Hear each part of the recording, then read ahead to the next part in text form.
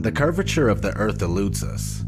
Either the Earth is much larger in circumference than we are told, or the curve just doesn't exist. People assume that there is a curve, but it's never really been proven beyond a reasonable doubt. Cameras with fisheye lenses, Hollywood movies, and NASA CGI are the closest we get to seeing curvature. The deception and the lies are just so pervasive, and they're just so deep that I swear it gives me a headache. The surface of water is always level. This is just natural physics. We know this, that water, if unobstructed and uncontained, will flow outwards, finding it the easiest course to maintain its own level, right?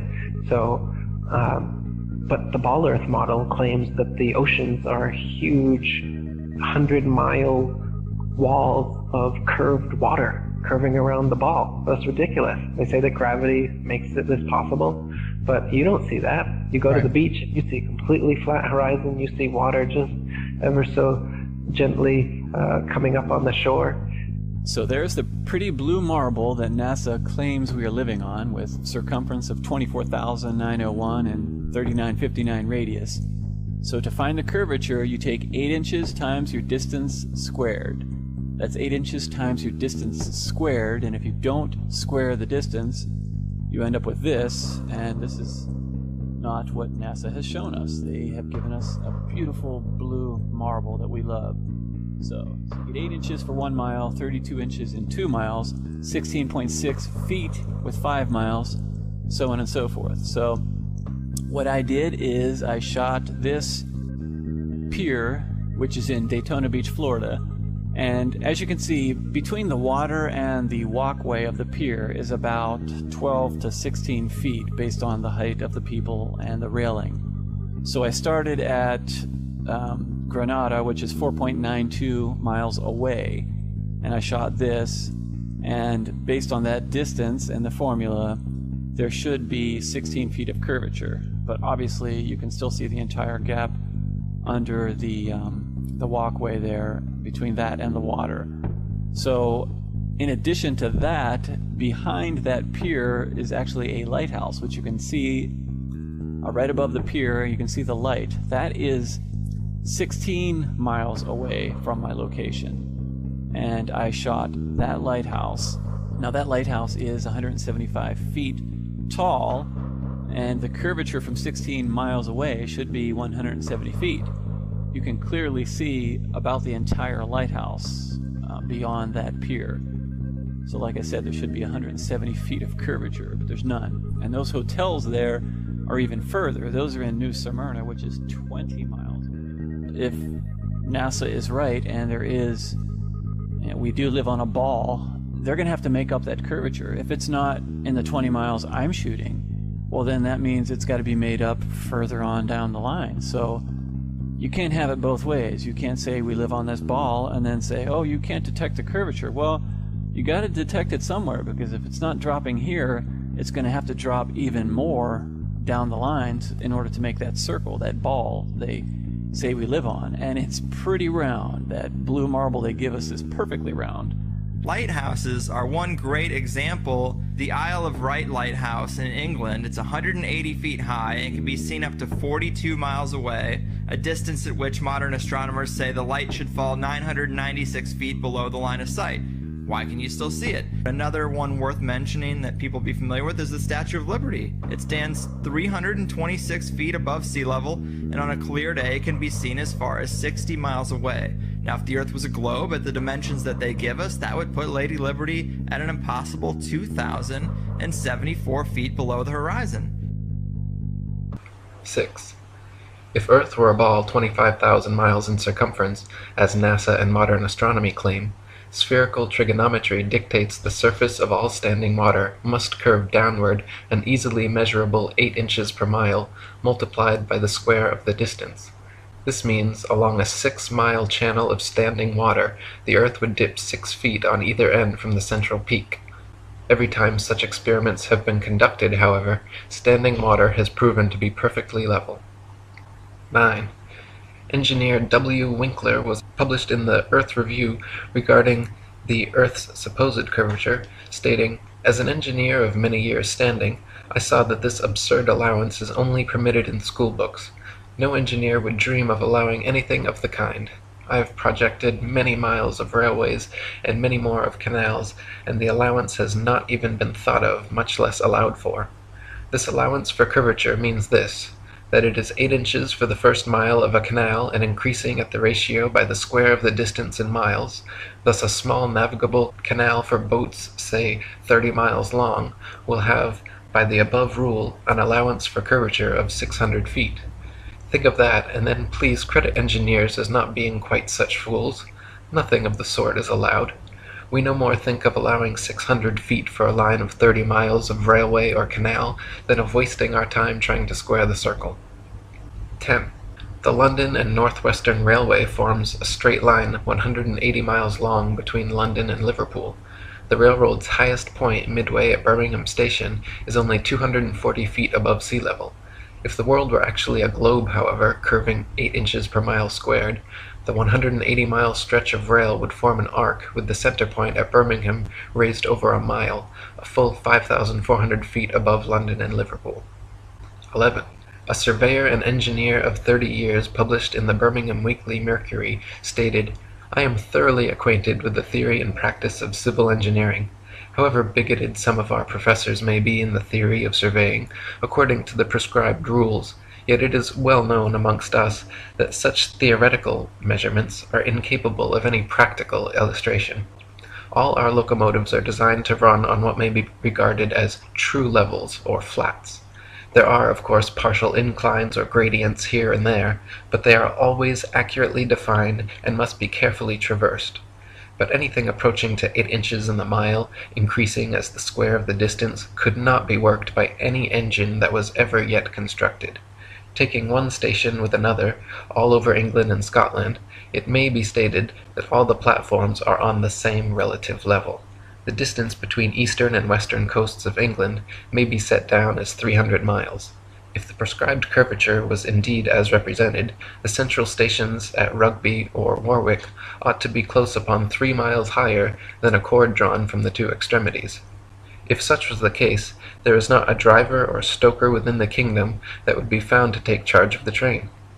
We can only laugh at those of your readers who seriously give us credit for such venturesome exploits as running trains round spherical curves. Horizontal curves on levels are dangerous enough. Vertical curves would be 1,000 times worse, and with our rolling stock constructed as at present, physically impossible. 62. Samuel Rowbotham's experiments at the Old Bedford level proved conclusively the canal's water to be completely flat over a 6-mile stretch.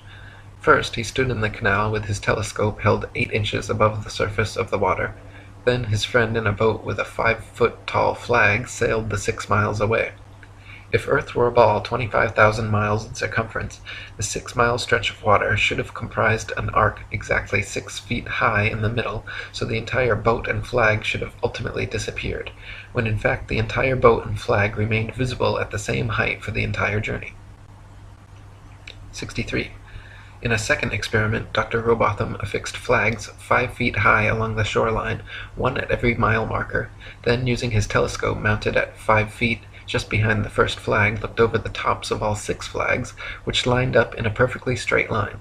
If the Earth were a ball 25,000 miles in circumference, the flags should have progressively dipped down after the first establishing line of sight. The second would have descended 8 inches, 32 inches for the third, 6 feet for the fourth, 10 feet 8 inches for the fifth, and 16 feet 8 inches for the sixth. 64. Quoting Earth Not a Globe by Samuel Rowbotham, "It is known that the horizon at sea, whatever distance it may extend to the right and left of the observer on land, always appears as a straight line. The following experiment has been tried in various parts of the country.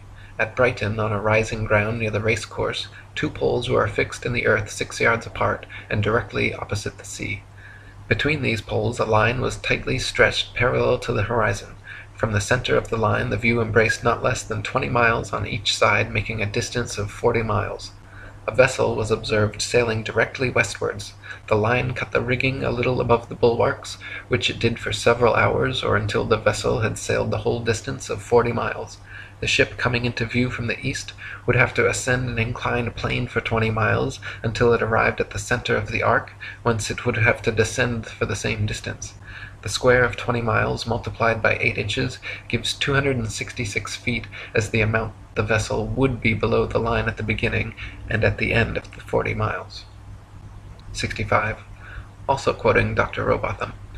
On a shore near Waterloo, a few miles to the north of Liverpool, a good telescope was fixed at an elevation of 6 feet above the water.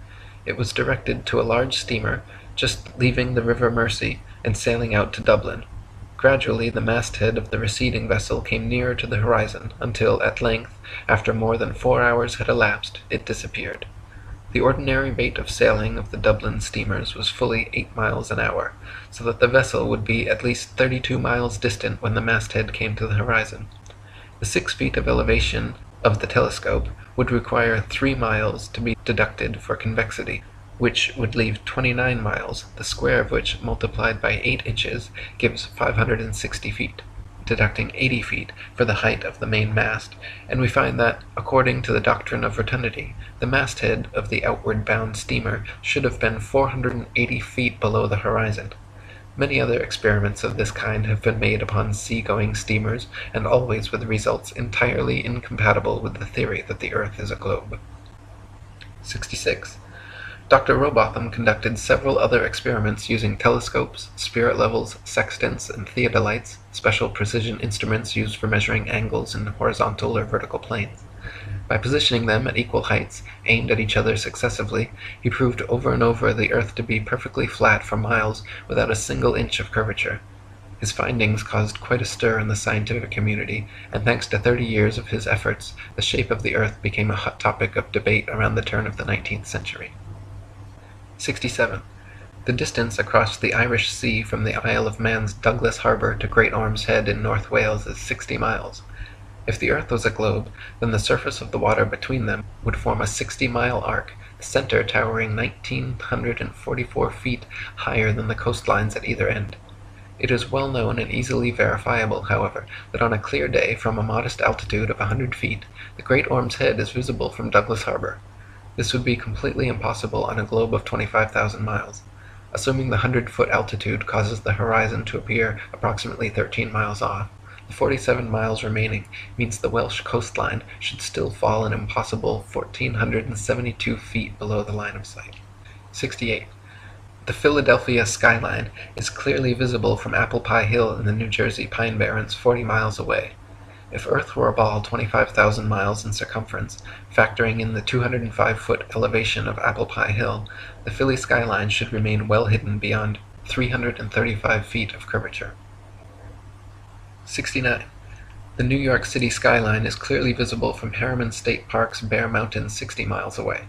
If Earth were a ball 25,000 miles in circumference, viewing from Bear Mountain's 1,283-foot summit, the Pythagorean theorem determining distance to the horizon being 1.23 times the square root of the height in feet, the New York City skyline should be invisible behind 170 feet of curved earth. 70.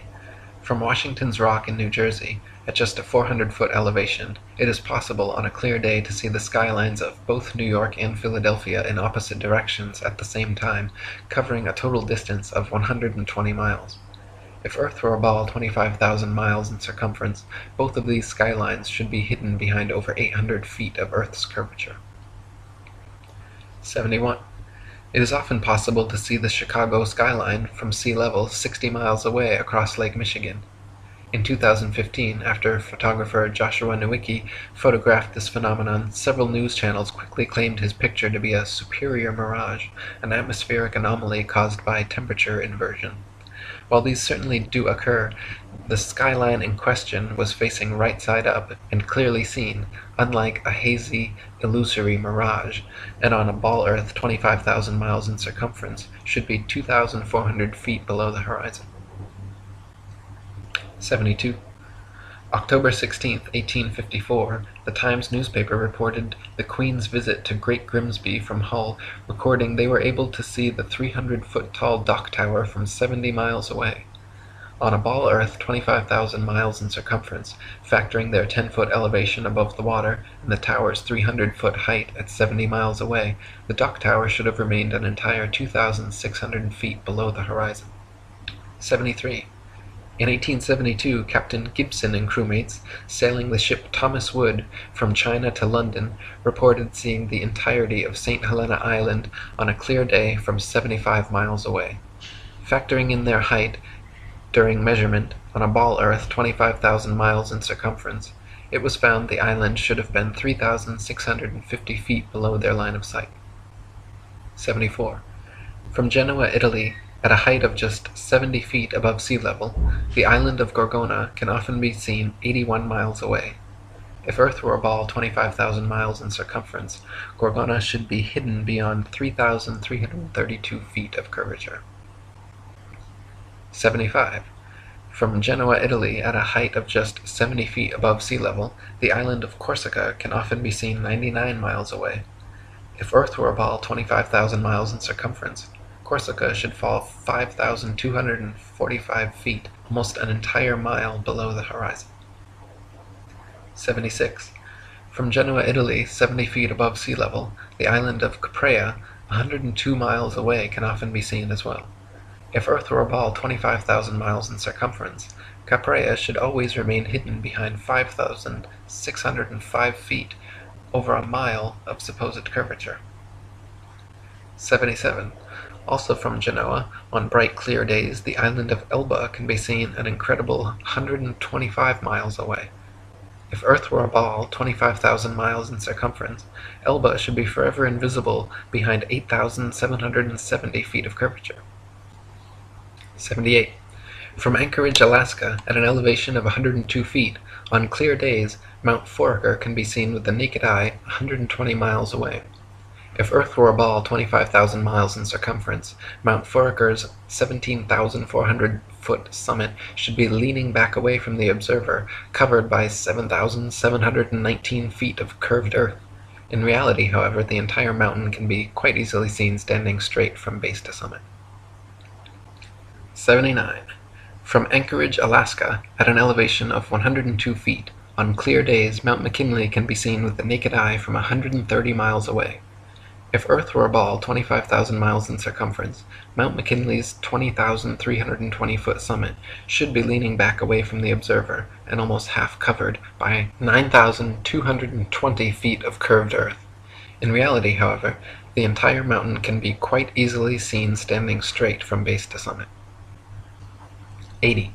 In Chambers' Journal, February 1895, a sailor near Mauritius in the Indian Ocean reported having seen a vessel which turned out to be an incredible 200 miles away. The incident caused much heated debate in nautical circles at the time, gaining further confirmation in Aden, Yemen, where another witness reported seeing a missing Bombay steamer from 200 miles away. He correctly stated the precise appearance, location, and direction of the steamer, all later corroborated and confirmed correct by those on board. Such sightings are absolutely inexplicable if the Earth were actually a ball 25,000 miles around, as ships 200 miles distant would have to fall approximately 5 miles below line of sight. 81. The distance from which various lighthouse lights around the world are visible at sea far exceeds what could be found on a ball Earth 25,000 miles in circumference. For example, the Dunkirk light in southern France, at an altitude of 194 feet, is visible from a boat 10 feet above sea level, 28 miles away. Spherical trigonometry dictates that if the Earth was a globe with the given curvature of 8 inches per mile squared, this light should be hidden 190 feet below the horizon. 82. The Port Nicholson light in New Zealand is 420 feet above sea level and visible from 35 miles away, where it should be 220 feet below the horizon. 83. The Icaro light in Norway is 154 feet above high water and visible from 28 statute miles, where it should be 230 feet below the horizon. 84. The light at Madras on the Esplanade is 132 feet high and visible from 28 miles away, where it should be 250 feet below the line of sight. 85. The Cordonan light on the west coast of France is 207 feet high and visible from 31 miles away, where it should be 280 feet below the line of sight. 86. The light at Cape Bonavista, Newfoundland, is 150 feet above sea level and visible at 35 miles, where it should be 491 feet below the horizon. 87. The lighthouse steeple of St. Botolph's Parish Church in Boston is 290 feet tall and visible from over 40 miles away, where it should be hidden a full 800 feet below the horizon. 88. The Isle of Wight lighthouse in England is 180 feet high and can be seen up to 42 miles away, a distance at which modern astronomers say the light should fall 996 feet below the line of sight. 89. The Cape Legulas lighthouse in South Africa is 33 feet high, 238 feet above sea level, and can be seen for over 50 miles. If the world were a globe, this light would fall 1,400 feet below an observer's line of sight. 90. The Statue of Liberty in New York stands 326 feet above sea level, and on a clear day can be seen as far as 60 miles away. If the Earth were a globe, that would put Lady Liberty at an impossible 2,074 feet below the horizon. 91. The lighthouse at Port Said, Egypt, at an elevation of only 60 feet, has been seen an astonishing 58 miles away, where, according to modern astronomy, it should be 2,182 feet below the line of sight. 92. The Notre Dame Antwerp spire stands 403 feet high from the foot of the tower, with Strasbourg measuring 468 feet above sea level. With the aid of a telescope, ships can be distinguished on the horizon, and captains declare they can see the cathedral spire from an amazing 150 miles away. If the Earth were a globe, however, at that distance the spire should be an entire mile, 5,280 feet below the horizon. 93. The St. George's Channel between Holyhead and Kingstown Harbour near Dublin is 60 miles across. When halfway across, a ferry passenger will notice behind them the light on Holyhead Pier, as well as in front of them the Poolbeg light in Dublin Bay. The Holyhead Pier light is 44 feet high, while the Poolbeg lighthouse 68 feet. Therefore, a vessel in the middle of the channel, 30 miles from either side, standing on a deck 24 feet above the water, can clearly see both lights. On a ball Earth 25,000 miles in circumference, however, both lights should be hidden well below both horizons by over 300 feet. 94. From the highland near Portsmouth Harbour in Hampshire, England, looking across Spithead to the Isle of Wight, the entire base of the island, where water and land come together, composes a perfectly straight line 22 statute miles long. According to the ball Earth theory, the Isle of Wight should decline 80 feet from the center on each side to account for the necessary curvature. The crosshairs of a good theodolite directed there, however, have repeatedly shown the land and water line to be perfectly level. 95. On a clear day from the High Head near Douglas Harbour on the Isle of Man, the whole length of the coast of North Wales is often plainly visible to the naked eye. From the Point of Ayr at the mouth of the River Dee to Holyhead comprises a 50-mile stretch which has also been repeatedly found to be perfectly horizontal. If the Earth actually had curvature of 8 inches per mile squared, as NASA and modern astronomy claim, the 50-mile length of Welsh coast seen along the horizon in Liverpool Bay would have to decline from the center point an easily detectable 416 feet on each side. 96. From 100 Proofs the Earth is Not a Globe by William Carpenter. If we take a journey down Chesapeake Bay by night, we shall see the light exhibited at Sharp's Island for an hour before the steamer gets to it. We may take up a position on deck so that the rail of the vessel's side will be in a line with the light and in the line of sight, and we shall find that in the whole journey the light won't vary in the slightest degree in its apparent elevation. But say that a distance of 13 miles has been traversed, the astronomer's theory of curvature demands a difference, one way or the other, in the apparent elevation of the light of 112 feet 8 inches. Since, however, there is not a difference of 100 hair's breadths, we have a plain proof that the water of the Chesapeake Bay is not curved, which is a proof that the Earth is not a globe. 152. In 2003, 3 university geography professors collaborated in an experiment to prove that the state of Kansas is indeed actually flatter than a pancake. Using topographical geodetic surveys covering over 80,000 square miles, it was determined that Kansas has a flatness ratio of 0.9997 over the entire state, while the average pancake, precisely measured using a confocal laser microscope, comes in at 0.957, making Kansas thereby literally flatter than a pancake. It is a fact, not a theory, that we are able to observe objects at incredibly long distances, far beyond what would be possible if Earth were a globe 25,000 miles in circumference, as we're told. For example, it is a fact that in Genoa, Italy, from just above sea level, it is possible to see the distant islands of Elba, Caprea, and Corsica 80 to 125 miles away. It is a necessary theory that the globe Earth must curve 8 inches per mile squared if it really be a ball 25,000 miles in circumference, as we're told. But based on such a theory, these islands would all be completely hidden behind thousands of feet of curved Earth.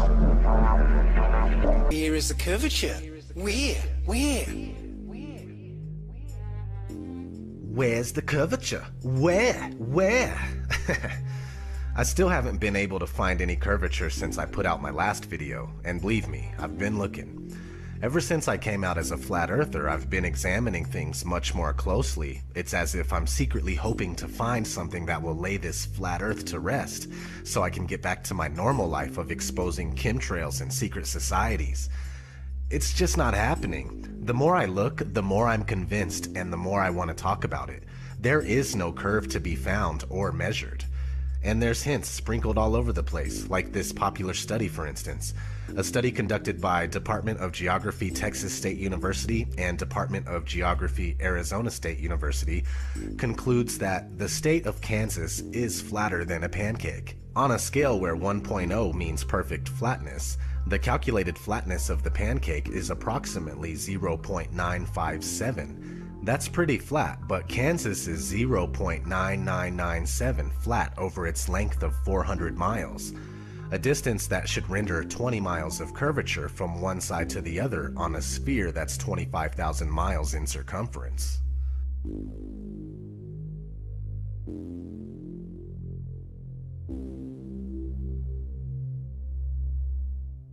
And I've seen plenty of stuff at between 100,000 and 130,000 feet that's flat as a pancake. No matter where you are above the surface of the Earth, the horizon always rises to your eye level. Doesn't matter if you're standing on a beach, or up a hill, or in a plane at 35,000 feet. The horizon is always at eye level. We know intuitively if we stand on a beach with a panoramic view that the sea is flat. It's flat at sea level, it's flat from the top of Mount Everest, it's flat from over 20 miles high. In my efforts to try to prove the globe, it's falling apart with horizon tests and seeing things that we shouldn't be able to see. If the ball is real, the math shows that, you know, with the curvature, there are things we should not be able to see, and yet people are seeing it. So that has me really questioning the globe, and I don't question the math, because that math came from globalists. It came from people who believe the globe. So it's not math conjured up by flat earthers. I used to be a lifeguard on Ventura Beach, and on a good day, on a clear day, we could look out and see the Anacapa Arch. Well, the Anacapa Arch is almost 20 miles away, and it's only 40 feet high. So the math says that if we're on a ball, 25,000 mile circumference ball, that the top of that 40-foot island arch should be over 200 feet below our ability to see it on the other side of the curve. I found this photo from Grandmere State Park. This is from Joshua Nowicki, and what you're seeing here is a mirage. We typically would not be able to see this from the Lake Michigan shore. We talked about this last night. Conditions are right on the lake that we're actually seeing a mirage of the Chicago skyline. Very interesting. Here's what's happening. This is a good example of a superior mirage. So Joshua was on the Lake Michigan shore. He was looking towards the west, and Chicago's beyond the horizon. Should not be able to see it. However, with the right conditions, we have an inversion. We have cold air near the cold lake water and some relatively warmer air above it. This will bend the image of that skyline back towards the viewer. And so typically we would not be able to see this. This image would be viewable from much, much higher in the sky, up in space. But instead, we're able to see it on the Lake Michigan shore.